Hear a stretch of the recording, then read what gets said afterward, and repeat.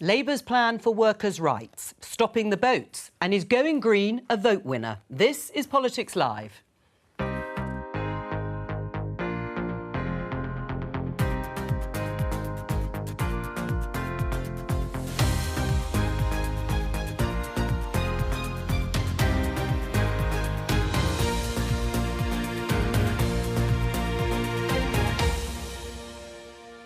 Joining me, Conservative MP Craig McKinley, Labour frontbencher Jess Phillips, The Mirror's political editor John Stevens and former Conservative advisor Anita Boateng.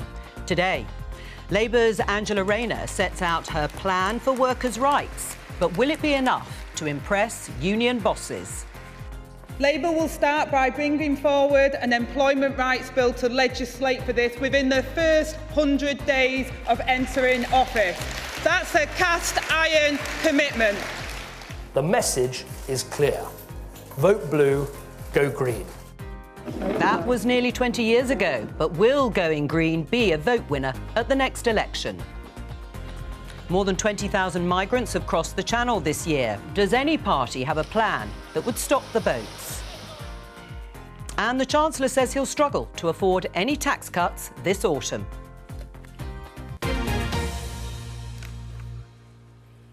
Let's start with that final story you just heard there in the headlines about tax cuts and Jeremy Hunt. Here is the Times headline. Jeremy Hunt says tax cuts are unlikely at the autumn statement. In an interview, he said because of low growth and an ageing population, he'd struggle to make them. Is he right, Craig? I think there is a reality there, particularly about ageing population, but we've got the highest taxes for 70 years. I've been very vocally opposed to previous budgets, not least the rise in corporation tax. When you look at the dynamism of the Republic of Ireland's economy, they're actually receiving in corporation tax receipts 4 times per head than we do in the UK because they're attracting international business and international capital. I certainly hope he can find some room for some tax cuts so we can show, yep, we've been through a tough time, we've had an unbelievably expensive COVID period, but this is what conservatism is all about. Now, the trouble is, the OBR have now been this exalted institution that everything they say has to be taken as holy writ. I did notice the other day... Who set it up? Well, let me just give you some facts. The other day, their report in March about where public finance borrowing would be by last month was 11 billion wrong over just 3.5 months. But you're saying they're affordable. You're saying tax cuts are affordable in the current economic backdrop. Well, I think there is a lot more tax receipts coming through than were anticipated. Jess? We've got the stealth taxes in terms of the freezing of allowances. We've got a lot more CGT coming in because a lot of landlords are selling. All right. Up. Well, let's not go through the whole. Let's not go through the whole of the tax structure of the UK. The income is higher than expected. I only want an answer to a simple question, which is: are tax cuts affordable in the autumn statement, Jess? Well, I mean, I find it, it's not really news.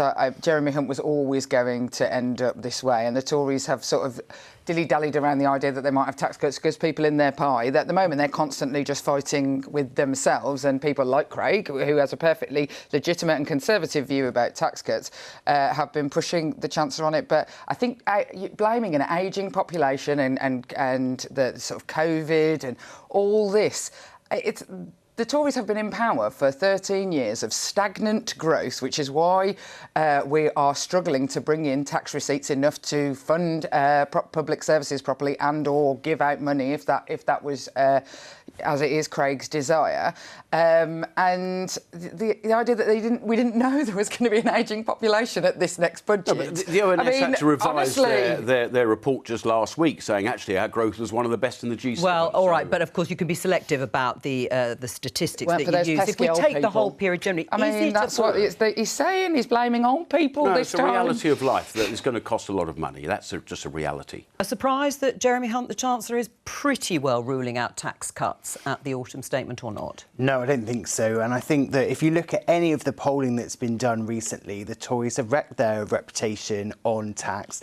And you look at why that's happened. That's happened because of Rishi Sunak, because as Chancellor, he kept putting taxes up and up and up, and he kept giving interviews saying, oh, yes, I'm a low-tax Chancellor, I'm really keen to cut taxes, while putting them up. And you look at the promises the Tory party made at the last election, which you stood on, Craig, when you promised, and Rishi Sunak promised as MP, not to put up income tax, not to put up VAT, and not to put up national insurance. And what did they do? They put up national insurance. But are Labour going to put in their manifesto, we will cut taxes if we win the election? Well, I think that clearly you listen to what Keir Starmer has been saying and what Rachel Reeves has been saying, and they've been clear that for working people, they are not going to put people's taxes up. So a couple of weeks ago, I did an interview with Keir Starmer and asked him, are you going to put up the basic rate of income tax? And he said no. And cutting them? Well, I think that we'll have to wait for the manifesto to see what happens to that. I think that's probably less likely. Scepticism there in response, Anita, from you. Politically, though, for Jeremy Hunt, I suppose he could have another fiscal event, if we call it that, in the jargon, before the next general election, and he might cut taxes then. Well, there will be a budget, presumably, in March, April, and we'll see what happens then. But the thing that we haven't talked about around this table is inflation. That's the actual reason why Jeremy Hunt is in the situation he's in.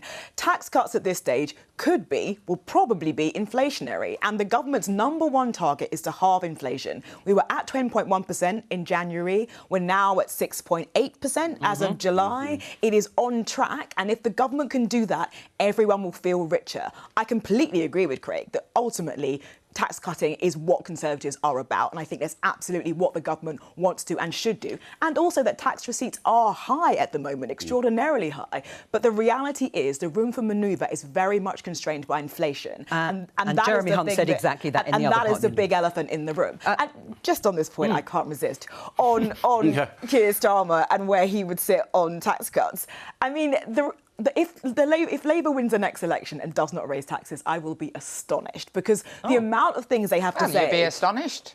The amount they have to say about the way they're going to fix all these elements of public services which fundamentally require more money, and the constant narrative around growth is going to be the thing, the panacea that completely resolves all of these fundamental, knotty and tricky problems in the economy. You are deluded, Lisa, if you think that just a couple of months before an election in a budget early next year, they could suddenly take a penny off income tax and people think, oh yes, the Tory party is the party of low tax. They're not going to do that because they're not stupid and they can remember the last 4 years. Well, I think it's absolutely right for the government at some point in the future to find an opportunity to decrease tax, because that's what being Conservatives all about. I'm not saying what happened a year ago. 70-year high. A year ago, I don't understand.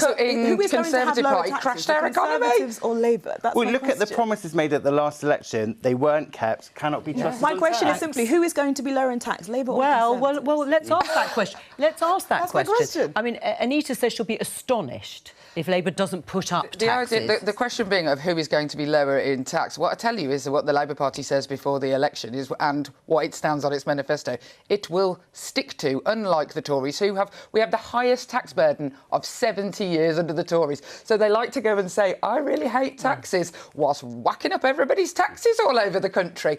I mean, read it and weep. The country has lost faith in them to manage anything fiscally. I mean, like I say, we are a year on from the calamity of Liz Truss and Kwasi Kwarteng, which cost everybody in our country dearly for many reasons. And it was all because they wanted to be all like, we're the best Conservatives, have some cash. Let's just, finally, for the record, will Labour cut taxes if they win the next election? The Labour Party will present all of its tax plans. OK, so you're going to cut taxes now, the Tories? I would like us to cut taxes, because that is a growth agenda. The Labour Party will present but the Labour Party has already presented how it will tax more fairly, and it will make sure that people like, for example, as she was, Rishi Sunak's wife was a non-dom, that those people are paying fair taxes in the country where they live. All right, let's talk a little bit more, actually, about the Labour Party, because it's been a big day so far for Angela Rayner, Labour's deputy leader. She was recently promoted to the new Shadow Levelling Up Secretary last week. She's delivered a speech at the Trades Union Congress in Liverpool talking about strengthening workers' rights and real-life levelling up, including committing the party categorically to repealing the government's anti-strike legislation. Let's have a listen. They gave us the minimum service levels bill, a spiteful and bitter attack that threatens nurses with the sack. And we know that going on strike is always the last resort, but it's a fundamental freedom that must be respected. So let me tell you loud and clear, Congress, the next Labour government will ask Parliament to repeal these anti-trade union laws within the first 100 days. How radical is this New Deal plan that Angela Rayner talks about in terms of workers' rights? Well, you look at what's in there, it is quite comprehensive. There is stuff like banning 0 hours contracts. That's something that was in this New Deal for workers. There had been a slight question mark over that in recent months. A ban on blacklisting was also, there was a question mark, will they actually do that or not? And obviously there you heard Angela Rayner speaking, being very clear in the first 100 days of a Labour government, you would see this employment rights bill passed by Parliament. Right. What do you say to that, Craig? Well, I would say she's playing to the audience that is the main funder of the Labour Party, so I'm not surprised that she's saying these sort of things. Who's the main funder of the Tory Party? Peculiarly, strikes have been seen mainly in public sector. They're not seen widely in the private sector. So this is playing to an audience that tends to vote Labour, that opens their wallet for a Labour government. I think we had a pretty good settled position on union rights and all of the rest of it. And it's peculiar, isn't it? What we're proposing with the minimum guarantee is actually what a very left-of-centre country like France and its railway demands of its own workers on a hugely unionised railway system. Well, it's not unusual. All right, we'll come on to the minimum services legislation specifically in a moment. But Jess, I suppose broadly, strengthening workers' rights with some of the examples that we heard there from John, will it lead to growth in the economy? I mean, the whole point of it is to encourage wage growth, for example. Certainly hasn't. Wage growth now. Certainly has been stagnant. The lack of collective bargaining, the lack of the ability for people to feel but essentially secure in their work has been a rot on our economy for the past 10 years. People are genuinely in much more insecure labour than they were 20 years ago, 10 years ago even. And what have we seen? We've seen stagnating growth. So the Labour Party always has an eye on what is going to be good for growth, but not at any cost. And actually, this is one where you get both. I'm slightly curious about this because the idea of this workers' legislation, from my perspective, was very much for the Labour Party to do something very radical that basically didn't cost any money.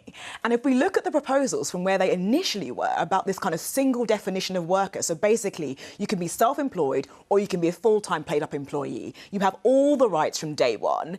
All of that has been watered down quite significantly. So I am surprised that, I mean, I'm sure Angela is great and does a rousing speech, that actually there aren't more questions being asked about this commitment that Starmer has to some of these ideas which are on the more radical end. Well, has it? And we might start to see some of that dislocation. Has it been watered down then? Well, the reality is that questions will absolutely be asked, and that is what they have said, that they're going to set up a special commission with employers and the trade unions and the Labour Party to get to a sensible position that everybody can agree on, which if only the Tories had done any talking to any workers or any of the employers recently, maybe we wouldn't be in the mess. I've just got a very different philosophical view on these things, that we have 1.2 million jobs available in the UK. Unemployment going up. If you have a buoyant economy, that is the main driver for workers' rights, better pay, better conditions, because employers have to offer more to attract the best and people that they want to work for them. That, to me, is a philosophical divide that I have. And a lot of these measures will only really apply to the public sector. How's it going? How's that going for you? How's your theory going for you currently with rising unemployment, with actually the doubling, for example, of work visas from outside because we can't get workers, with a massive increasing labour force currently sick and out of work and not returning from COVID? How's that cracking on for you? Well, we've got 5.4 million people on a form of working age benefit. We've got 1.2 million jobs available. If we filled those 1.2 million jobs, I'm sure the growth of the economy would create another few 100,000 jobs. And yet, sadly, I'm not happy about it. We are just resorting to immigration to fill those jobs. 13 years in, crack on. To me, well, COVID stopped a lot of the sanctioning that was happening at DWP. You know that. And I'm afraid it's been a little bit too slow to take their foot off the pedal. If there's a job available, in my view, old-fashioned view, it should be filled. And if you don't want to take it, I'm afraid you should face some sort of sanctioning made the welfare bill go up. The housing benefit bill has gone up. So it wasn't working. You've had 13 years.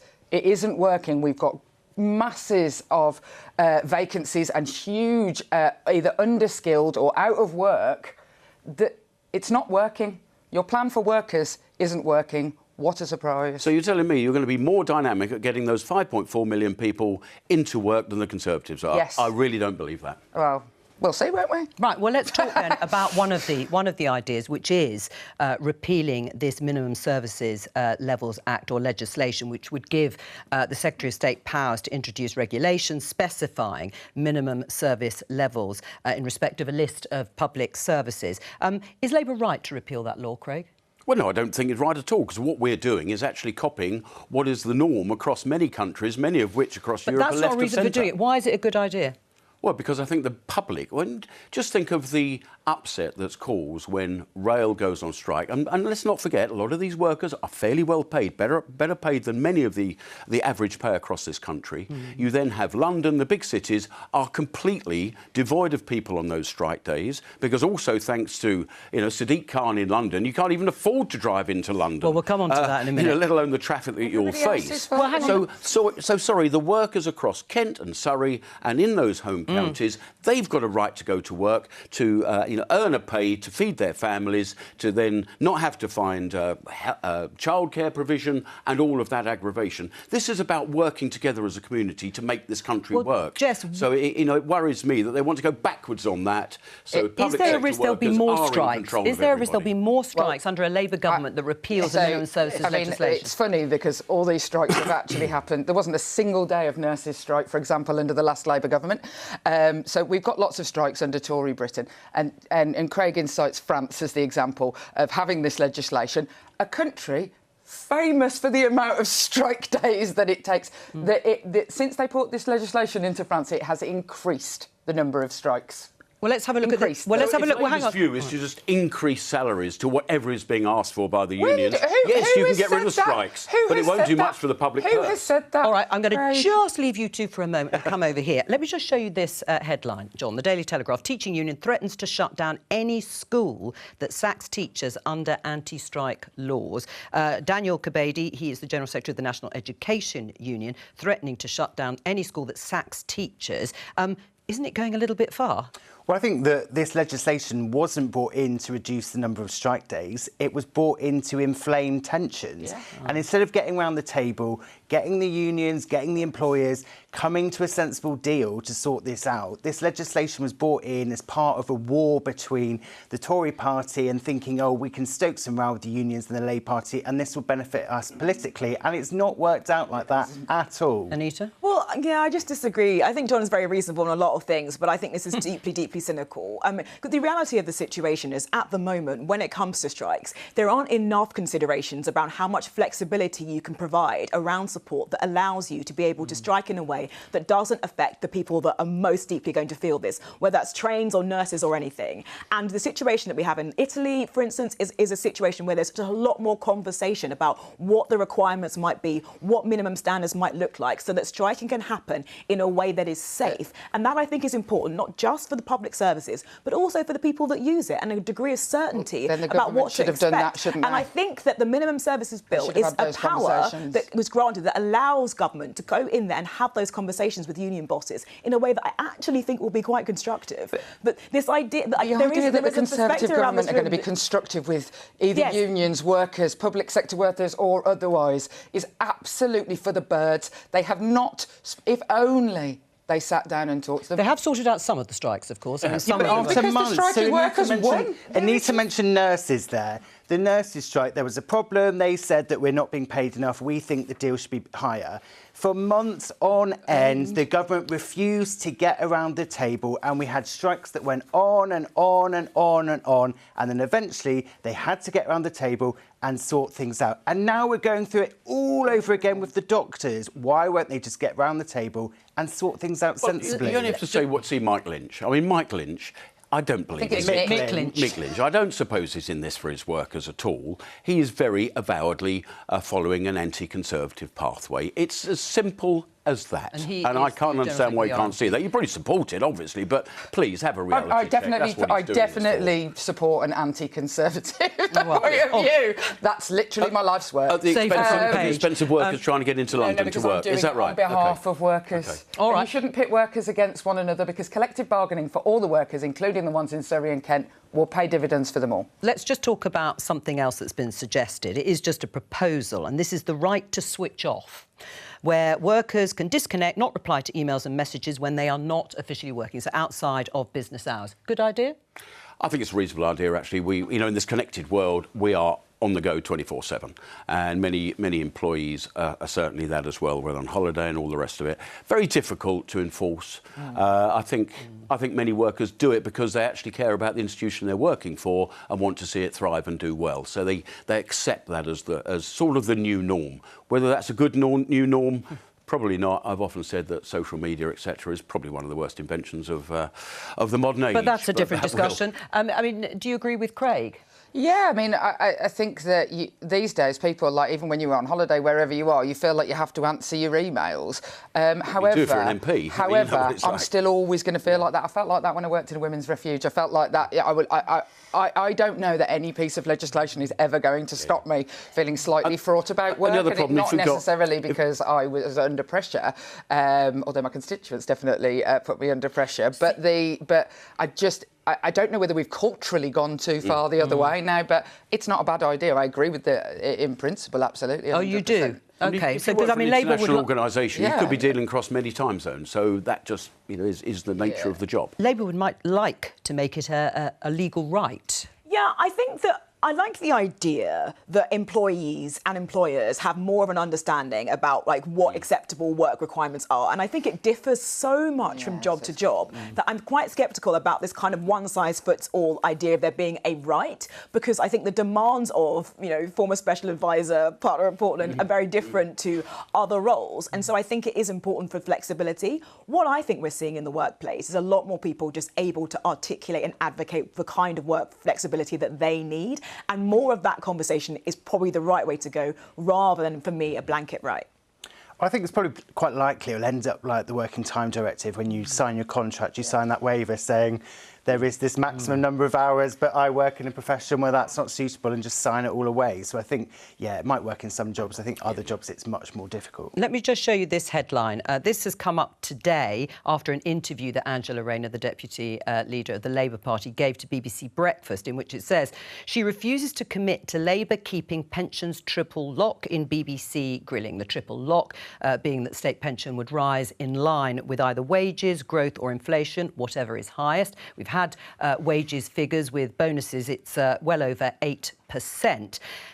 Why didn't she just commit to keeping the triple lock? I mean, I think she was asked it because Rishi Sunak has not committed to keeping the triple lock, and in fact said that he's not going to, or made it relatively unclear. And the truth is that the Labour Party is under the iron fist of Rachel Reeves, not going. The Shadow Chancellor. Yeah, who is the Shadow Chancellor, is absolutely not going to allow us to make big commitments, A, before the election, or B, even we have no idea what state. We've got 2 fiscal events potentially before the next election. Who knows what's going to happen? Do you want it to stay, the pensions triple lock, or is it unaffordable?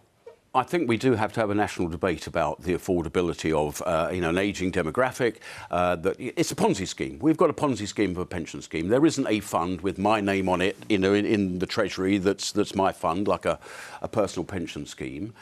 This is reliant on workers of today paying for the retired of today as well. It's not the way you'd actually start a new pension scheme, but it's what we've inherited, and it's quite natural around most of the Western world. This is what they've got to. The only country I know of that actually made a change to that was Chile about 20 years ago. They ran a parallel scheme so that over time it won't be reliant on this Ponzi system. But we need that debate. But, let's be honest, pensioners have no other means of getting new money. They are stuck. And so the concept of triple lock is absolutely right, and it served us very well. We introduced it, and it has taken more pensioners out of poverty than I think any other scheme that we've seen. The last Labour government brought more pensioners out of we were poverty. laggardly in comparison to much of Europe, and we're now not. We did suspend it during the COVID period because we had that unusual wage growth. So do you think it's unsustainable now? We had that unusual wage growth. It was fairly benign before we had inflation of 10%. Well, so therein it becomes very costly. But I think the debate needs to be had about the long term for pensions, but at the moment it's a commitment we've given older people, and I think we should stick with it. Will it stay? I think it will, because even though the policy challenges it presents are so enormous, the politics of this remain very difficult for both political parties. And the reality, as Craig says, of the ageing population means that demands and uncertainty that comes through inflation and the ways in which, as you say, kind of wage growth and inflation and interest rates therefore impact on the triple lock are only going to become more challenging. But the public. And I think that it would be a very hard sell for either political party to really make radical changes to the way that that's introduced. You can always introduce a benefit. Taking it away is a lot trickier. Indeed. Will it stay? I think there's absolutely no way on earth that both parties... Is that a cast-iron guarantee? It is a cast-iron guarantee. You can bring me back on and hold me to account. I think that where there might be difficulty, though, is this threat that's already been kind of put out there that benefits and universal credit may not go up with inflation next April. And we went through this last year with Liz Truss. They thought, oh, yeah, benefit scroungers, all this, were threatened not to put it up, even though 40% of the people on universal credit are working. And they thought about the idea, and then when they go to their constituencies and they realise how many people do receive universal credit and how toxic it would be if they didn't raise that with inflation, they thought about it a second time. And we're not talking about inflation here. We are asking, or begging almost, that people have restrained wage demands, otherwise you can entrench inflation in the system. And yet we are almost entrenching that similar inflation by increasing inflationary rises, because everything keeps chasing itself as the inflation spiral escalates. So, we're talking about inflation, got to bear down on it. Everybody agrees with that across the political parties, I would have thought. And yet, on the other hand, we're breaking that inflation pledge by these massive increases in benefits. I'll put it there as a discussion point. Thank you. Let's talk about a different pledge. In The Guardian, Rishi Sunak, the Prime Minister, tells the G20, he's come back from there in India, UK will resist hair shirt policies on net zero pledge. He says the net zero story for me shouldn't be a hair shirt story of giving everything up and your bills going up. That's not the vision of net zero that I think is the right one for the UK. Let's talk to the pollster and co-founder of Delta Poll, Jo Coburn, from North London. Hello to you. Jo, what did you make of Rishi Sunak's comments? Well, it's not really surprising to me. It's in line with what I expect to be the kind of strategy that the Conservative Party will be adopting going into the next election. When you look at the polling around this, you see it's actually quite a complicated picture. Since 2019, Delta Poll has been working with the University of Oxford to track sentiment towards the principle of net zero. So in other words, reducing greenhouse gas emissions to net zero by 2050. And we found consistently that around about 6 out of 10 people support that idea and only 1 in 10 opposes it. So you have 6 times as many people supporting than opposing. But that's around the general principle. When you look at all of the polling around the subject, you see that, well, there's, let me put it gently, some interesting approaches to polling on both sides of the argument. And indeed, anyone on any side of the argument can point to something that will support their position. But if you look at the general themes, what you find is that support is there in principle, but it reduces the closer you get to money being paid out immediately. And also when you have things like a policy that will affect the least well-off in society, or indeed is seen as unfair, that reduces support. And so going into the next election, I think it will be interesting to see how all of the main parties balance this support for net zero in principle with opposition to specific areas of it. Jo, we'll come back to you in just a moment. On that, I mean, Craig, you're chair of the Net Zero Scrutiny Group. This is net zero by 2050. Is Rishi Sunak right that we can get to net zero by 2050 without costs, extra costs, to consumers and without our bills going up? I think we possibly can in a future decade, but not in this one. I mean, the reason I've set up the Net Zero Scrutiny Group is because to decarbonise the UK is going to cost something like 3 trillion, 1.5 times the GDP of the country. And I think, as Jo puts very, very well, the idea is supported by everybody, of course. You know, we know one day the oil and gas, even if you're supportive of oil and gas, is going to run out. We will need an alternative technology and fuel to keep the lights on and industry turning. But we've been in a bit of tread water land for the last few years, where it's been, lovely idea, yeah, we'll support that. Oh. We're now getting to the reality of costs. And that first reality of costs, I know not a direct net zero issue, is London's ULEZ. Well, and I have to say... All right, well, that's the ultra-low emission zone, but clean air zones. They're in a, the similar framework and a similar family. But Rishi Sunak is saying it can be achieved without extra costs, so he's wrong.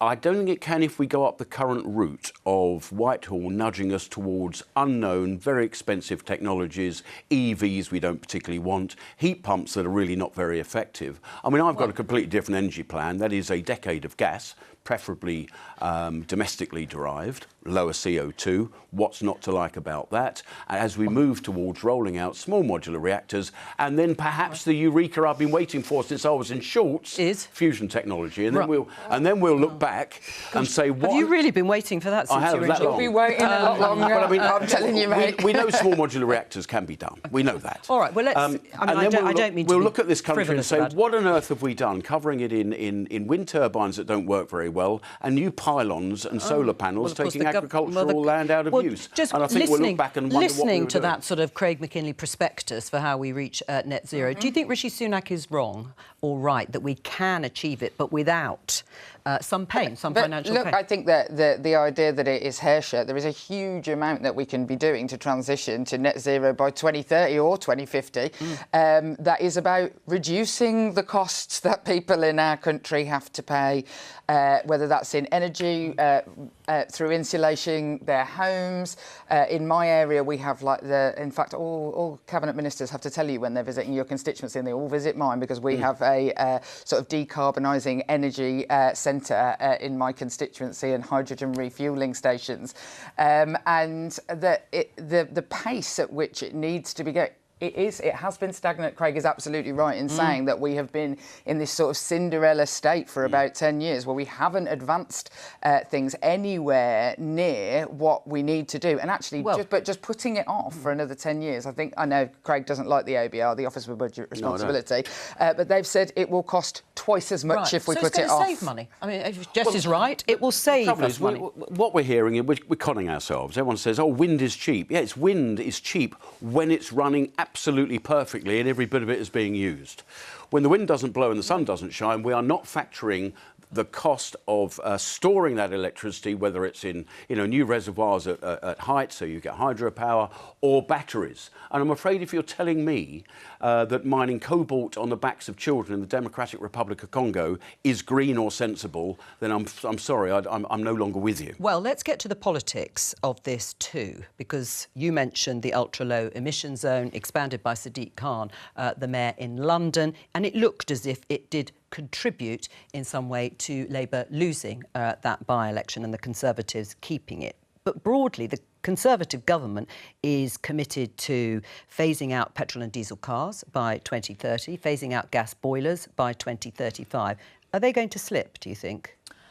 No, I don't think they are going to slip, but I do think that we are in an important phase of the conversation around net zero. I think for a long time we sort of had this, it's just a win-win. Everyone will benefit when we transition to net zero. And now I feel like we're having a conversation about some of the trade-offs, right? The fundamentals, the reform that we need to make to the grid alone to be able to bear the load for electric vehicles and all the other things we need it to do. These are real, considered, crunchy and quite challenging policy decisions to be taken. And so I kind of applaud the fact that conversation is moving into. How do we do this in a way that it doesn't, broadly hurt people that are lower down the income chain? How do we do it in a way that encourages enterprise and innovation and new industries? And how do we not see it as a very simple and straightforward thing where there are no difficult policy choices to be made to deliver a kind of transition that really works for the country? I mean, Anita's outlining the discussion going on in the Conservative Party, and obviously Craig does too. But since that Uxbridge by-election, we were sitting here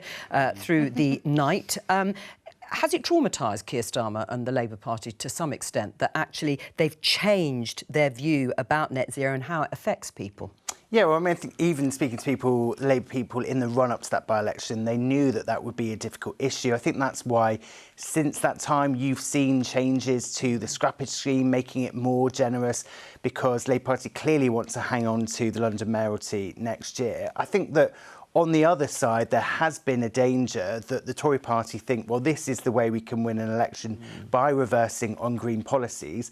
And actually, all we've seen since then is the UK losing its reputation as being a leader on the world stage. And it's no longer able to kind of encourage other countries along this path. Right, the Uxbridge by-election, did reality suddenly politically hit Keir Starmer and the Labour Party? Look, I think that, you have to take stock when people... that's what we are Democrats. We have to take stock when people say something. You have to go and listen to them, and I don't think there's any shame in that. However, I think that, that what you have to do is make sure that you are mitigating for those, certainly, as has been said, in the lowest... income category and those who would be hardest hit by these changes. But if I give you another example that isn't London obsessed. No, Birmingham's got a clean Birmingham air has a clean air zone. Well, I looked it up because I suddenly thought no drama. Why is that council's going well, isn't it? I tell you what. Well, just like Woking Council's going well with twice as much debt as Birmingham. The issue in Birmingham. So, for example, we put in a levelling up bid in my constituency to have retrofitting in homes in thousands of homes that would have massively levelled up, provided loads and loads of jobs in the area, and the money was then given to for the West Midlands to a Worcester Theatre or something. The reality of the situation is that you have to absolutely be making sure that the transition takes people with you. Well, on that, Jo, I will come back to you very briefly at the end. But Jo, you mentioned the general election. Do you think the government and the Labour Party are going to talk more about the trade-offs? Yes, I imagine so. From a public opinion point of view, it strikes me that this isn't a matter of policy, this is a matter of communication. There are potentially enormous costs to striving for net zero. There are potentially enormous costs in not striving for net zero. And so both parties will be wanting to put their policies across and getting across the broad idea that their approach to environment and climate is fair, is effective and will be introduced efficiently. The degree to which they win the argument may, of course, come down to their own popularity. And with the government as unpopular as the Conservatives are at the moment, it may not matter what they say, the public may not believe them. And on that last point, Craig? Well, just on these, the facts. Britain is the outputter of 1% of global CO2. Well, we can see that China has more of an incremental increase in CO2 output. They're building new power stations, coal power stations. Their increment in 1 year is more than the entire output of the UK. People are wondering, why am I saddling myself with this cost? Fine. So what do you want Rishi Sunak to say at the next election? Whether they're listening to you or not. Let's just concentrate. Just the ULEZ thing, I think, did change things massively. Why 2016 diesel? I know it's one of the Euro 5 or whatever it is. To me, a 2016 car, keeping it running a little bit longer, has got to be the most sensible thing to do. I'm thinking of many older people. They don't need another car. It's the last car they're ever going to have. They do a bit of shopping and all the rest of it. Why are they being demanded to scrap that? Or they pay £12.50 a day. What? You're not telling me air quality has suddenly got better because I've got to pay £12.50. Well, I understand, particularly on that policy, but broadly, just finally, into the next election, what should the message be on green policies and climate change? Well, I think Labour are listening because Labour-run Cambridge have now scrapped their similar ULEZ scheme. I know you think that the Labour Party are going to win the election, but she's asking about the Tories. No, let's look at the reality. The Labour Party is already moving. They can see that this is a real negative for them in Cambridge, so they've scrapped it. Okay. I would hope that the Conservative Party will have a drawing of breath and say, let's go down a sensible pathway on a global basis, and we're not going to unilaterally bankrupt ourselves. Jo Coburn, thank you very much for joining us. Let's talk about asylum because Keir Starmer is heading to The Hague later this week. He's going to talk to officials from Europol, the EU's cross-border law enforcement organisation, to discuss his party's proposals to limit numbers crossing the Channel. Here's the headline. Starmer to highlight Labour plans to tackle Channel crossings.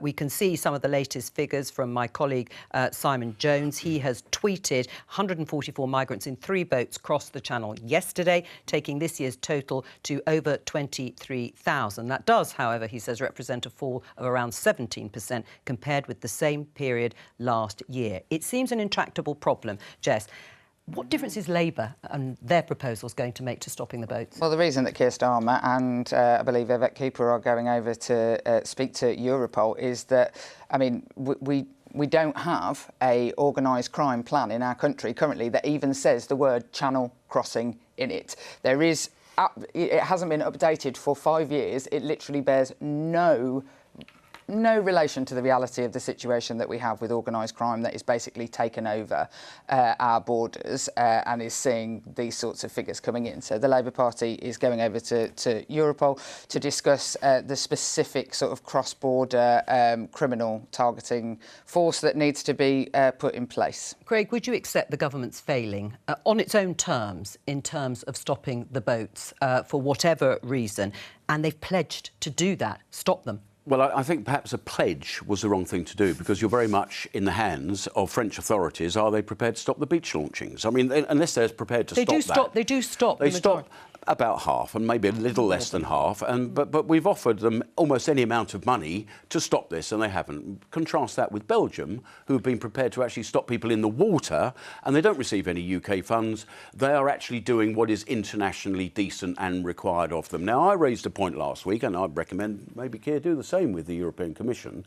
How is it that if I'm a UK dinghy manufacturer and I want to export into France or the single market, I've got to go through the CE marking, customs codes, VAT accounting, and yet these unmarked, dangerous dinghies, which are killing people in the Channel, are flowing in from Turkey into the single market without a buy nor leave. Now, I'm confused about that. We either have a legalistic EU single market that applies or we don't, and that's the question I'm asking. Just what is it about Labour's plan and their proposals that will really move the dial on this? A bit more law enforcement, I'm sure people would welcome that, and it could stop a bit of the people smuggling. We've seen a massive reduction in the people who are criminalised in the last 10 years. There's been a 70% reduction in those who are criminalised for trafficking people into the UK, so it definitely, one would hope it would make some difference.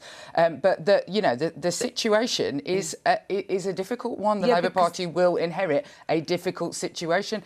The huge problem that we have in asylum in our country at the moment, I mean, there has always historically, we talk now as if this is the first time there's ever been anyone coming to our country. That is simply not the case. However, the growing number of people left stagnated in the system while the backlog builds and builds and builds is the thing that's costing us £2 billion. No, I agree with your criticisms on that. I do agree with just before, because we've only got a few minutes. Anita, can I just show you this in the Times? Former Cabinet Minister Robert Buckland urges Rishi Sunak to rethink Rwanda policy. What do you make of that? Is that an admission that, I mean, it hasn't got off the ground, to coin a phrase, but this is the former Justice Secretary and the suggestion in a piece that has been written not by him, I might add, but the Bright Blue think tank, suggesting that it should be amended, not abolished, and the government should arrange for the removals of migrants to Rwanda only when they've had their asylum claims heard and refused and are failing to leave the UK voluntarily. I've got to say, I slightly think the Rwanda conversation distracts from some of the really complex ways in which this has to be tackled.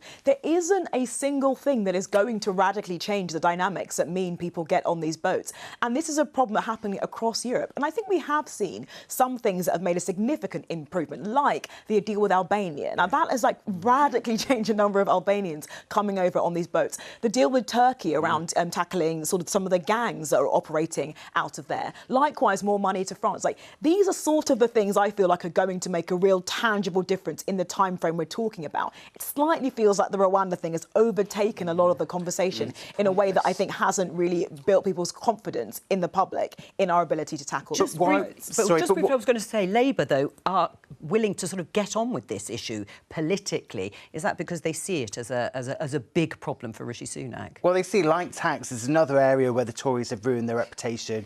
You just see the backlog growing.